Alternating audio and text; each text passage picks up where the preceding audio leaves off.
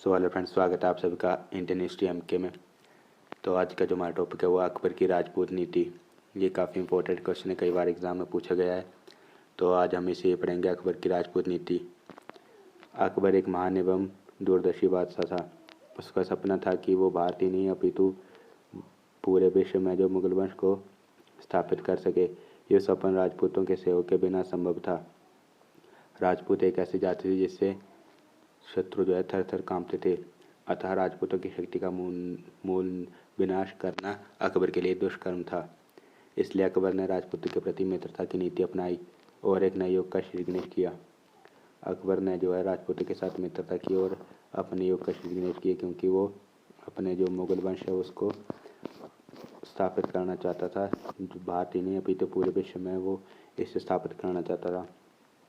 अकबर की राजपूत नीति के कारण, तो क्या कारण थे कि अकबर ने जो है राजपूतों के साथ क्या क्या नीति अपनाई है, उसके क्या कारण है वो हम पढ़ेंगे। अकबर केवल प्रथम बादशाह था जिसने राजपूतों के प्रति मित्रता का हाथ बढ़ाया। अकबर की राजपूत नीति के कारण कई कारण जो है हो सकते हैं।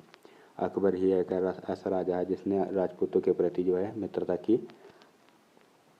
के लिए हाथ बढ़ाया। बाकी कोई भी राजा नहीं थे जिसने ऐसा किया था। तो अकबर की जो राजपूत नीति के कारण वो कई कारण हो सकते हैं, जिसमें एक पॉइंट लिखा है जिसमें मीन है राजपूत नीति के लिए एक प्रमुख कारण राजनीतिक कारण। अकबर एक दूरदर्शी बादशाह था। वो भारत में मुगल वंश को स्थायी रूप से चलाना चाहता था। इसके लिए उसे जो है 300 वर्ष 350 वर्ष दोस्तों उसको पीछे जो है जाना पड़ा। और वहाँ का इतिहास देखा तो उसने, जिसमें बलबन, अलाउद्दीन खिलजी, तुगलक जैसे सम्राटों ने अपने वंश को स्थापित करने की हिम्मत की, परंतु उनकी विफलता का क्या कारण था? वो था राजपूतों के साथ जो है शत्रुता करना। राजपूतों के साथ शत्रुता की और उनका ऐसा हाल हुआ, वो अपने जो है वंश को स्थापित नहीं कर पाए। और अकबर ऐसा नहीं चाहता था। वो चाहता था कि भारत ही नहीं अपितु पूरे विश्व में जो है मेरा मुगल वंश जो है स्थापित रहे। तो उसने राजपूतों के साथ मित्रता का हाथ बढ़ाया। तो ये पहला कारण है अकबर की राजपूत नीति के कारण क्या था, तो जिसमें राजनीतिक कारण इसके लिए एक प्रमुख कारण बन सकता है। नेक्स्ट कारण है व्यक्तिगत कारण। राजपूतों के लिए जो है ये एक कारण है जो अकबर ने चलाया था। सो नेक्स्ट है व्यक्तिगत कारण। अकबर ने राजपूतों के प्रति उदार मैत्रीपूर्ण हाथ बढ़ाने के कई कारण हो सकते हैं। जब वो सिंहासन पर बैठा उसके समक्ष अनेक कठिनाइयाँ थी। अकबर ने अनेक प्रभावशाली दरबारी उसके दरबार में थे, जिसमें आसफ खान जैसे व्यक्ति थे। उसके जो दरबार में थे ये दरबारी थे आसफ खान, तो ये काफ़ी जाने माने दरबारी थे। तो इसमें जो है अकबर के प्रति जो है विद्रोह का षड्यंत्र रचने लगे, क्योंकि हर कोई दिल्ली सल्तनत का शासन उसमें जो है पाना चाहता था, क्योंकि दिल्ली सल्तनत काफ़ी बड़ी थी। तो उसमें दिल्ली सल्तनत का शासन करना चाहते थे। यहाँ तक कि उसके बेटे, अकबर के बेटे ने जो है अपने बाप के लिए कई बार समस्याएं खड़ी कर दी। अकबर के लिए जो है इसके पुत्र ने ही कई बार जो है समस्याएं खड़ी कर दी।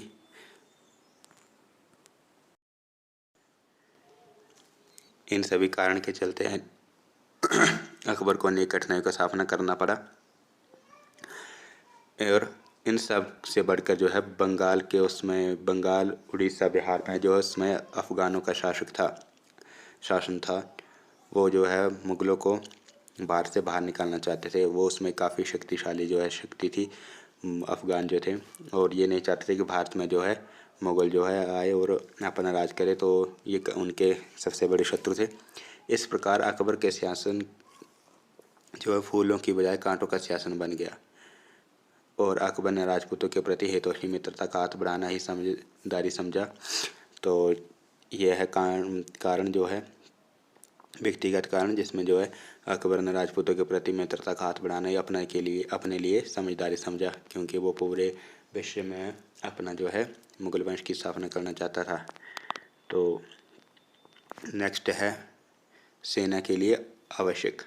तो नेक्स्ट पॉइंट आता है सेना के लिए आवश्यक। मुगल साम्राज्य के विस्तार के लिए अकबर को जरूर ही एक जो है विशाल सेना चाहिए थी, वो भी शक्तिशाली। तो इसके लिए मुगल सैनिकों के प्रति पूर्ति के लिए दो मुख्य स्थान थे मुगल सैनिकों के लिए, जिसमें काबुल और कंधार ये प्रमुख हैं। काबुल और कंधार। प्रतिकूल परिस्थितियों के कारण अकबर की सेना से दिखती आशाएं मिट्टी में मिलती नजर आ रही थी। यद्यपि सुल्तान उन्हें उचित वेतन भी देता था, परंतु सैनिक जो है अकबर को कुछ नहीं समझते थे। इन परिस्थितियों को देखकर अकबर ने राजपूतों के सेना में जो है अग्रसर किया। सेना में जो है राजपूतों को बढ़ावा दिया, उनको जो है सेना में भर्ती किया और उन्हें अपने वंश को स्थापित करने के लिए ये सहायक थे। राजपूत एक वीर योद्धा होते थे। वो कभी भी मैदान छोड़कर नहीं भागते थे। नेताओं पर वार करना वो और धन के प्रलोभन में अपनी शान के खिलाफ मानते थे। वो इरादे के मजबूत होते थे और ज़ुबान के पक्के होते थे।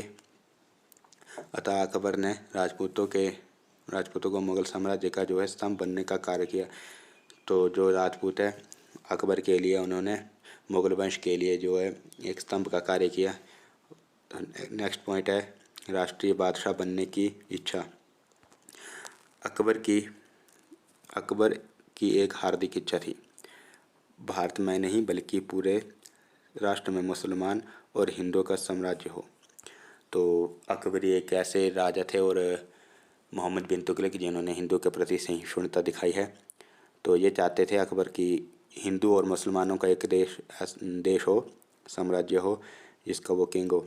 वो ऐसा साम्राज्य स्थापित करना चाहता था जिसमें हिंदू और मुसलमानों का बराबर का जो है हक हो, दोनों द्वारा साम्राज्य निर्मित हो। अतः अकबर ने राजपूतों के माध्यम से हिंदुओं का दिल जीतना शुरू किया। ये अकबर का काफ़ी अच्छा यहाँ पे दिमाग चला कि अगर वो इस साम्राज्य को बनाना चाहते थे हिंदू और मुसलमानों को बराबर का हकदार देना था। इसलिए जो वो राजपूतों के साथ मित्रता की और हिंदुओं का जो है दिल जीतना उसने जो शुरू कर दिया। तो ये जो पढ़ा हमने अकबर की राजपूत नीति के कारण थे। और अगली क्लास में हम पढ़ेंगे अकबर की राजपूत नीति की जो है विशेषताएं। क्या क्या विशेषताएं थी अकबर की राजपूत नीति की, मुख्य विशेषताएं वो पढ़ेंगे। राजपूतों के साथ उसने विवाह संबंध किए, उच्च पदों पर उनको बिठाया इत्यादि वो हम नेक्स्ट वीडियो में पढ़ेंगे। अगर वीडियो पसंद आई हो तो लाइक ज़रूर करिएगा, चैनल पर नए हैं तो सब्सक्राइब ज़रूर करिएगा और वीडियो अच्छी लगी हो तो दोस्तों में शेयर ज़रूर करिएगा। आपकी एक लाइक जो है मुझे काफ़ी मोटिवेशन देता है। अगर आप एक लाइक ज़रूर करिएगा। तब तक जय हिंद जय भारत। मिलते हैं नेक्स्ट वीडियो में।